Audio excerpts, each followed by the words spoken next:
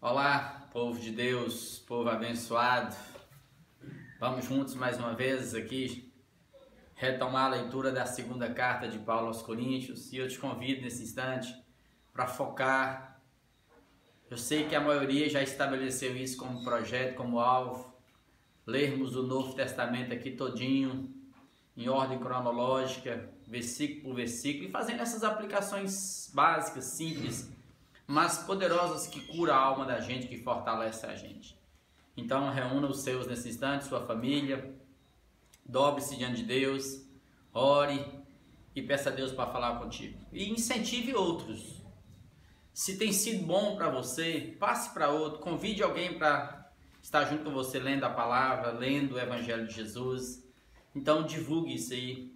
E se você chegou e ainda não se inscreveu, se inscreve no nosso canal e vamos juntos ler todo o Novo Testamento, versículo por versículo. Vamos lá então. Paulo diz assim no capítulo 3 da segunda carta aos Coríntios, né? Lembra que ele encerrou dizendo aos irmãos ali que Paulo, por onde quer que ele fosse, ele era o bom perfume de Cristo. Em uns era vida para vida, cheio de vida para vida, salvação. Em outros era cheio de morte para morte, condenação. E Paulo diz que ele estava consciente, com a consciência tranquila diante de Deus. E ele não estava nesse momento como um mercador, alguém que comercializava. Ele não era um estelionatário do Evangelho. Não, ele não estava fazendo isso. Ele não era como os mercadores, os fraudulentos, os estelionatários que se infiltravam nas igrejas que estavam surgindo, principalmente aqui em Corinto, levando cartas de recomendações falsas, porque eles não tinham know-how, já iam com interesses maléficos e malignos, né? Então Paulo diz, não, eu estou aqui diante de Deus, diante do trono de Deus, e não estou mercadejando, eu estou pregando em nome de Jesus. Aí Paulo diz no capítulo 3 assim, ó: começamos porventura outra vez a recomendar-nos a nós mesmos? Ou temos necessidade, como alguns, de cartas de recomendação para vós outros ou de vós? Será que eu preciso novamente recomendar, pedir para vocês para me recomendar de novo aí? Será que eu preciso, como a maioria, de uma carta de referência para apresentar para vocês? Ou se eu preciso de uma recomendação suas para mim ir para um outro local? Paulo está dizendo justamente isso.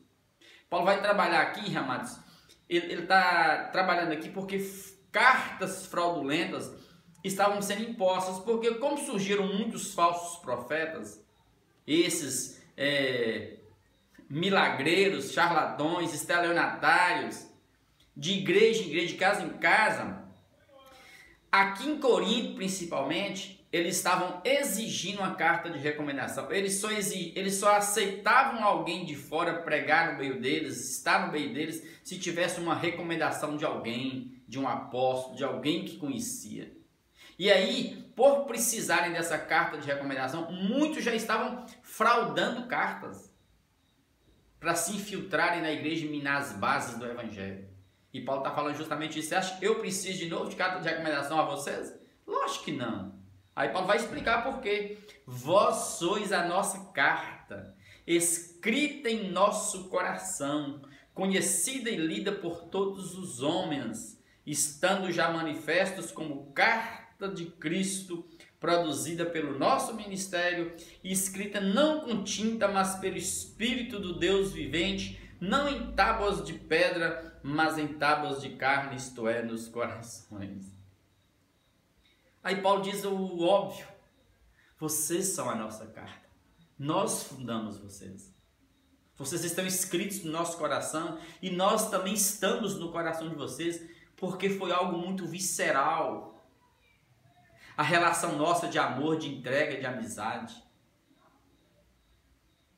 Vocês são a nossa carta viva diante de todos os coríntios aí, de todos da igreja que me viram. Vocês são frutos do meu ministério. Vocês são nossas cartas escritas não com tinta, que vai desvanecendo, vai apagando e alguém pode. Não. Vocês são escritas, olha, vocês são escritas pelo Espírito do Deus vivente. E quando ele fala pelo Espírito de Deus, do Deus vivente, ele está contrastando com os deuses daquele tempo que eram deuses mortos. O Deus que me levou até aí, que fez sinais e maravilhas, é um Deus vivo. Não é como os outros que tem boca e não fala, tem ouvidos e não veem, tem olhos e não veem, tem ouvidos e não ouvem, tem nariz e não cheira, tem mãos e não apalpam, tem pés e não andam. Não. É o Espírito de Deus, que também é o Espírito de Cristo, que é o Espírito Santo. Foi Ele, habitando em nós, que fez essa obra em vocês. Vocês estão escritos não em tábuas de pedra. Aí ele está contrastando com a lei do Velho Testamento, que foi escrita pelo poder de Deus em tábuas de pedra e entregue a Moisés. Não. Foram escritas aqui, ó, no coração de vocês. Não precisa, vocês sabem quem eu sou. E é por intermédio de Cristo que nós temos tal confiança em Deus. Eu tenho essa certeza de uma consciência em Cristo diante de Deus, que de fato é assim. E por que Paulo pode dizer isso? Por conta da maturidade que Paulo alcançou em Cristo Jesus. E nós estamos caminhando para isso, para andarmos nessa liberdade de dizer dessa forma. Verso 5, não porque por nós mesmos sejamos capazes de pensar alguma coisa, como se partisse de nós. Pelo contrário, a nossa suficiência vem de Deus. Lembra quando Paulo falou outrora aqui no verso 16 do capítulo 2, sobre o bom perfume de Cristo, que gera vida em uns e morte em outros ao mesmo tempo? E ele pergunta, quem é suficiente para essas coisas? Ele está dizendo agora. Ele está respondendo, eu sou suficiente para isso, mas eu sou suficiente não porque brotar de mim mesmo, porque a minha suficiência venha de Deus. Aleluia. Isso é a maturidade de um homem em Cristo, que pode pregar dessa forma e dizer desse jeito. Que já sabe quem é em Deus e que pode adorar Deus assim, ó, com salmos e hinos e cânticos espirituais. Que sabe quem ele é como homem, sabe o que está acontecendo na vida dele, mas ele sabe que tudo o que está acontecendo de poder, de sobrenatural, de graça, é fruto do amor de Deus. Ou seja, amados, eu estou aqui por graça e misericórdia. O homem que chega nesse nível é o homem que faz como Davi, que sabe e chega a uma relação íntima e profunda com Deus, que escreve o Salmo 139. Leia o Salmo 139. Senhor, tu conheces o meu pensar, o meu falar, tu conheces o meu deitar, o meu andar. Ainda a palavra nem me chegou à língua, tu já conheces todas. Tu conheces toda a minha estrutura, Deus. Senhor, para onde fugir da tua presença? Se suba aos céus, lá estás. Se põe a minha cama no mais profundo abismo, lá tu estás também. Se tomo as asas da alvorada e me detenho nos confins dos mares, ainda lá me haverá de guiar a tua mão e a tua destra me susterá. Sim, Deus, tu me conheces a substância informe, tal conhecimento é maravilhoso demais para mim. Não posso compreendê-lo, Deus. Tu me teceste no ventre da minha mãe. Tu me formaste, Pai. Tu me trouxeste à vida. Então, Deus, olha para mim, sonda-me, prova-me. Vê se há aqui em mim algum caminho mau, alguma vereda tortuosa. E me tira daí, me guia pelas veredas da justiça por amor do teu nome. É assim que um homem de Deus diz. Ele sabe quem ele é, mas ele sabe que tudo que se faz por intermédio dele é graça, é a suficiência que vem de Deus. Sim, o qual Deus nos habilitou, verso 6, para sermos ministros de uma nova aliança.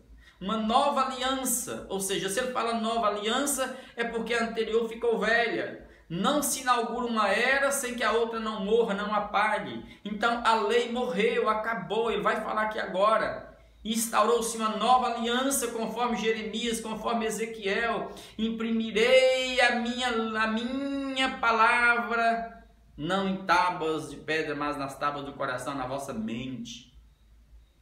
Está aqui, ó. Não da letra, mas do Espírito, porque a letra mata, mas o Espírito vivifica. Não da letra, ou seja, quando ele fala não da letra, é não da lei. Não coma isso, não faça isso. A lei mosaica, não da lei, mas do Espírito da lei, que é o amor.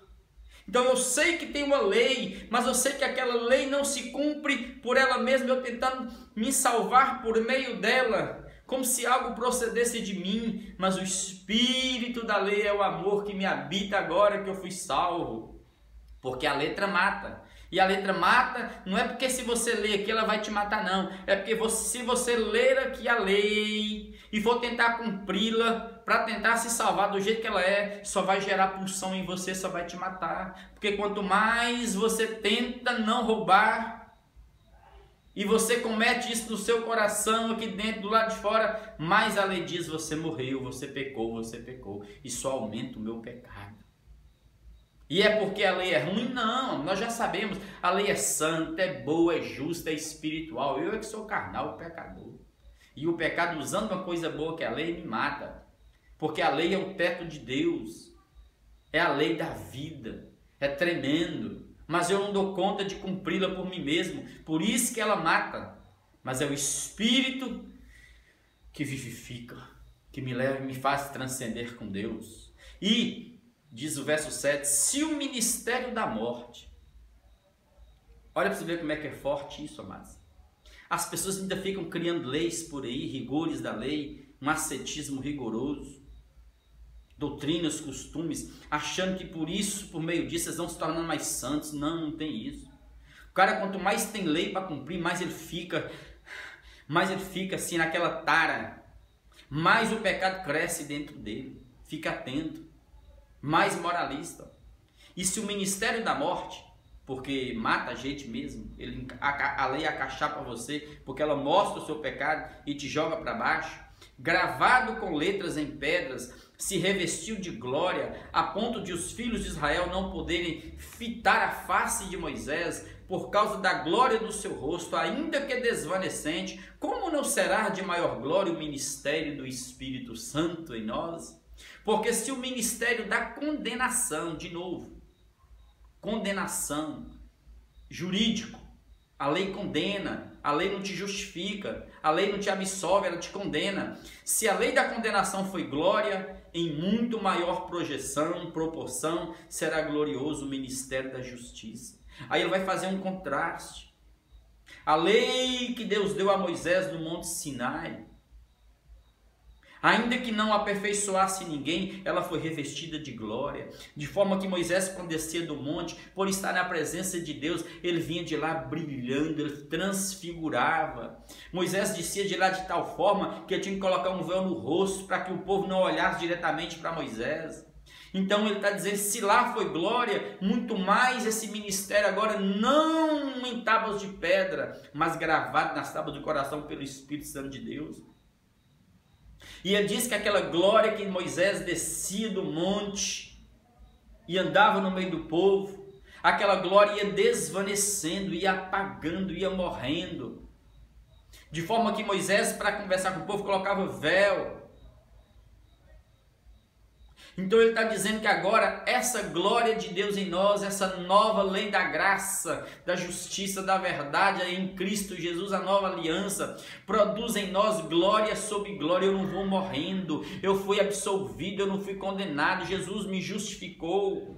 Então ela não vai morrendo em mim, o Espírito ele vai sendo vivificado em mim, e eu vou crescendo em santidade, eu vou crescendo de glória em glória, em amor, até ser como Ele. É assim que é lindo e maravilhoso. Porquanto, na verdade, o que outrora foi glorificado, neste respeito, já não resplandece diante da atual sobreexcelente glória. Porque se o que desvanecia teve sua glória, muito mais glória tem o que é permanente. O Espírito, a luz, a glória de Deus encheu o seu céu daqui. Isso agora é permanente, não apaga. É cheio de vida para vida, não é de morte para morte. Então eu estou agora, não é na lei da morte, eu estou na lei da vida que Jesus me deu. Eu não estou na lei da condenação que me joga para baixo, eu estou na lei da justificação, da justiça de Deus em mim. Isso é um contraste tremendo. É para você ver que é o texto que Paulo sempre vai usar. Enquanto eu no corpo vou morrendo, envelhecendo no corpo, corrupção, o meu espírito está sendo transformado de glória em glória. Aleluia. Então é assim, amados, quando a gente começa a ler Jesus e caminhar com Jesus. E o convite de Paulo agora para você que está aí, ainda tentando se salvar pela lei, usando os rigores da lei, usando os costumes, as morais ambientes da congregação para se tornar superior ao outro. O outro não fez assim, eu faço. O outro não dá conta de cumprir essa lei, eu estou cumprindo, eu sou melhor que ele. Isso é carne, isso é presunção, isso é morte. Faz isso não, faz isso não. Cuidado, humilhe-se. A nossa suficiência vem de Deus que nos deu esse ministério para fazermos isso aqui agora. Verso 12. Tendo, pois, tal esperança dessa glória de Deus em nós, que vai nos transformando a cada dia, desse Espírito que em nós habita, dessa certeza do céu em nós, servimos-nos de muita ousadia no falar. Não tem que fazer como Moisés, que ia conversar com o povo e colocava um véu, porque para o povo não perceber que aquilo ia apagando e ia desvanecendo. Não, eu tenho que me revestir de autoridade, de intrepidez, de ousadia, como Paulo disse a Timóteo. Vivifica o dom que é em ti. E olha, Timóteo, Deus não nos deu espírito de covardia e de medo. Deus nos deu espírito de intrepidez, de ousadia, de moderação, de amor. E nós estamos pregando aqui, não é como um estelionatário, um fraudulento, um mercador, aquele que está tentando só tirar proveito. Não, a gente está pregando aqui é com sinceridade diante de Deus, para que vidas sejam curadas, transformadas e libertas. Então é com ousadia que sai palavras de vida daqui, para chegar no teu coração e te levantar do pó, e te aprumar na vida, e te enrijecer diante das dores do mundo, e te cristalizar em fé diante dos sofrimentos.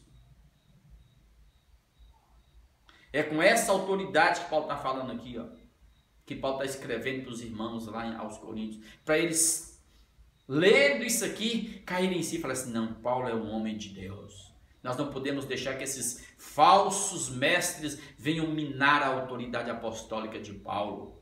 E não somos como Moisés, que punha véu sobre a face, para que os filhos de Israel não atentassem na terminação do que desvanecia, que acabava. E precisa de mais glória, precisa de mais. É como overdose. Uma pessoa que está em fase de mexer com droga, ele toma um aqui, ó, ele fica doidão. Aqui vai acabando. Ele precisa de quê? De outra, não.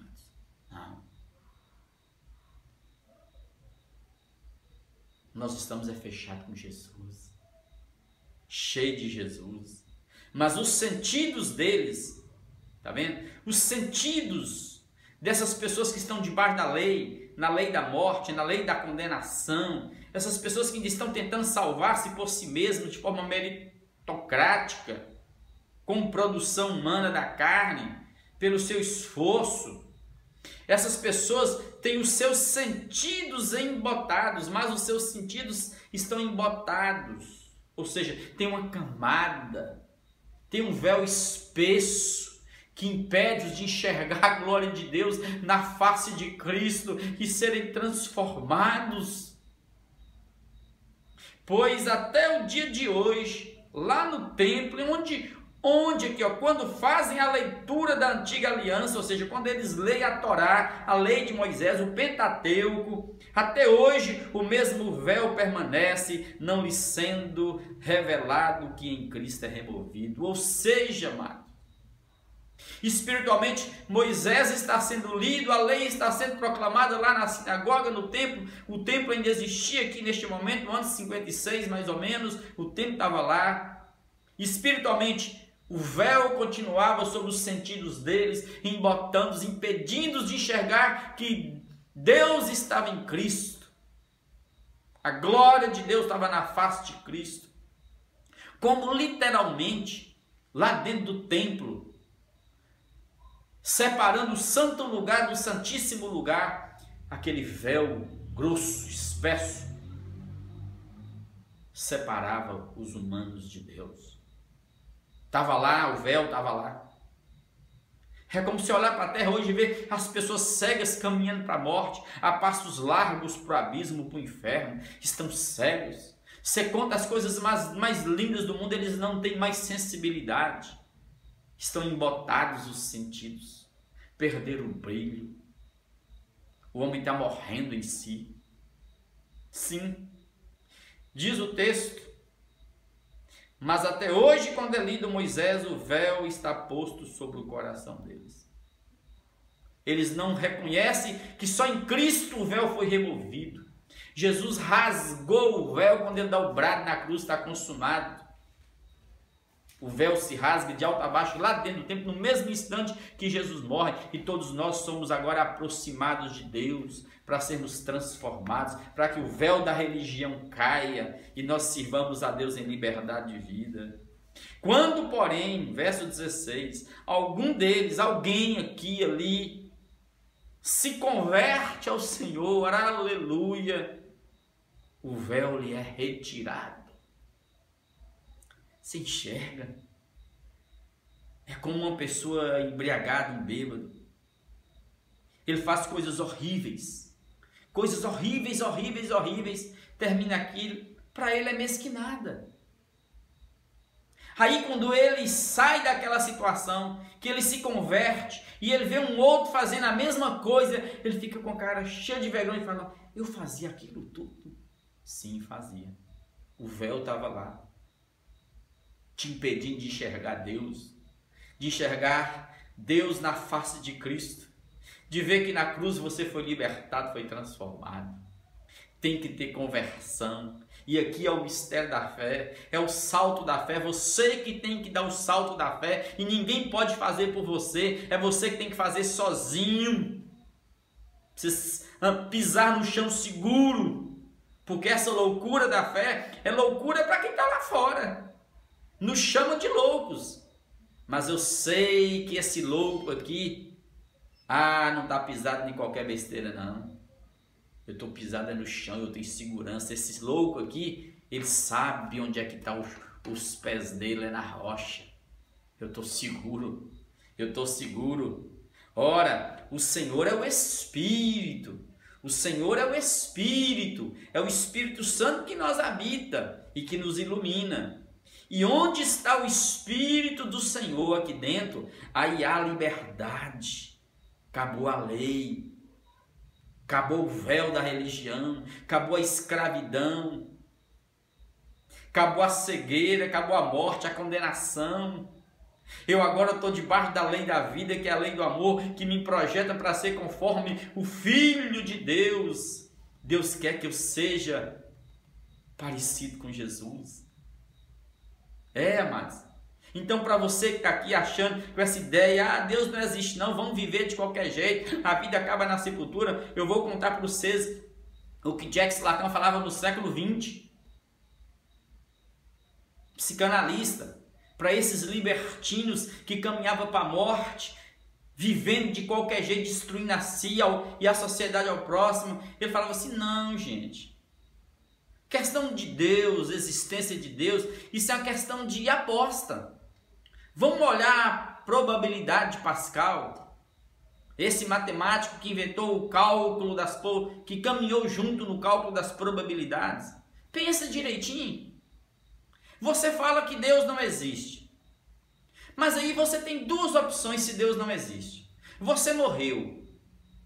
Se de fato Deus não existe, acabou tudo, então tá bom para você. Você pode viver de qualquer jeito. Mas se você morrer crendo que Deus não existe, fazendo o que você está fazendo de torto, de errado, aí você morre e abre os olhos e encontra direto com o Eterno. Aí vai ter punição. Tá vendo?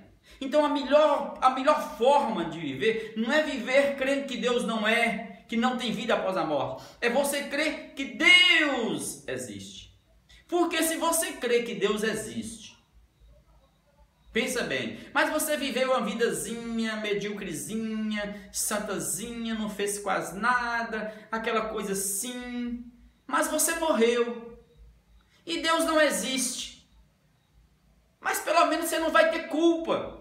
Você não vai existir para lembrar que você poderia ter vivido melhor.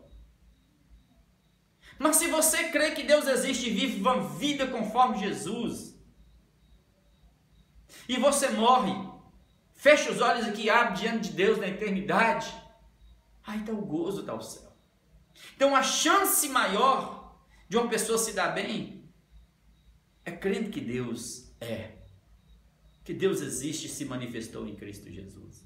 Então converta-se para que o véu caia e você se liberte dessa escravidão, do que quer que seja, para você ser uma pessoa livre em Cristo para servi-lo. E todos nós, Paulo está dizendo, com o rosto agora desvendado, sem o véu da religião, da impureza, do mercado, gospel que está por aí, contemplando como por espelho a glória do Senhor, como por espelho ainda, está vendo, amados? Espelho bem embaçado naquele tempo, bronze polido, não enxergava direitinho, mas eu vou contemplando como por espelho a glória do Senhor. Somos transformados de glória em glória, na sua própria imagem, na imagem do Filho, como pelo Senhor, o Espírito Santo. Esse é o sentido. Nós estamos sendo transformados de glória em glória, amados, como pelo Espírito de Deus. Vamos orar. Deus é. Então viva como quem sabe no coração que Deus é e estava em Cristo, dando a vida por mim, me deu o Espírito, que dentro de mim me faz sendo transformado de glória em glória, até chegar a ser como Ele é, e conhecê-lo como também sou conhecido. Aleluia! Isso é lindo. Deixa Deus encher seu coração nesse instante, encher sua casa desse brilho, dessa glória, que não vai desvanecendo, ela vai brilhando cada vez mais. É o Espírito de Deus em nós, é a unção, é a luz brilhando em nós. Isso é tremendo, amados. Creia. Ore nesse instante.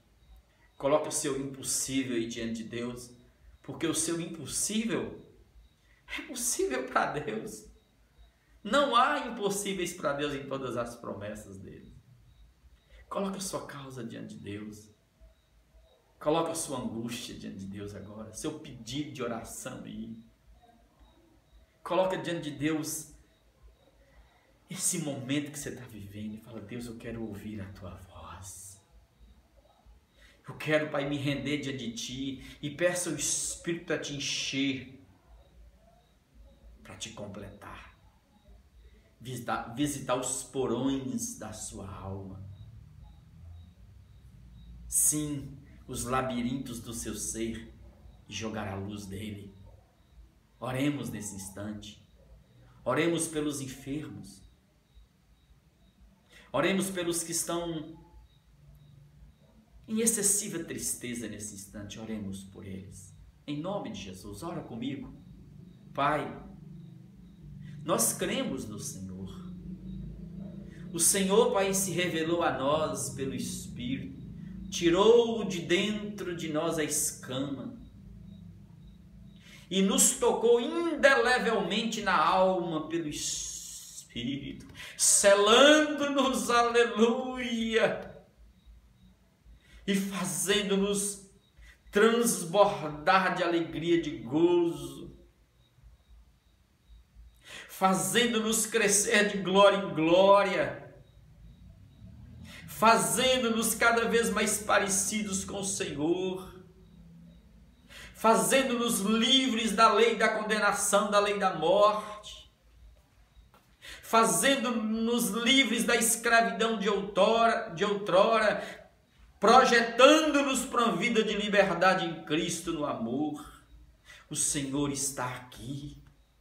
E por isso oramos, na certeza que o Teu Espírito intercede por nós com gemidos inexprimíveis e nos ensina a orar, porque nós nem sequer sabemos orar como convém, mas cada pedido meu, cada pedido do Teu filhinho, da Tua filhinha nesse instante, ó Deus, já está sendo levado ao Teu trono de glória pelo Teu Espírito, Pai. Então cura o doente, alegra o abatido e triste, restaura o sonho dessa pessoa, os projetos. Sim, Pai. Visita o lar, a relação, o casamento, os filhos. Visita a despensa, supra as necessidades. E enche de glória essa casa. E cerca-nos com anjos do Senhor, destruindo cadeias e grilhões e setas e dardos do maligno contra nós. É assim que nesse instante, na autoridade do Teu Espírito que em nós habita, que nos deu livre acesso à Tua presença, para termos íntima comunhão contigo, Pai, é na autoridade do Teu Espírito, pelo poder do sangue derramado na cruz, oh Deus, com intrepidez e com ousadia, que nós abençoamos cada um, Pai, daqueles que estão agora orando, oh Deus, e que precisam do Teu milagre. Unja cada um. Revela-te a cada um, fala com cada um na subjetividade de cada um e traz cada um novamente à luz da vida, Pai. Obrigado, Senhor. É assim que no nome de Jesus nós repreendemos todo espírito de enfermidade. Sim, Pai, e profetizamos bênçãos na vida do Teu povo, em nome de Jesus. Amém, amém e amém.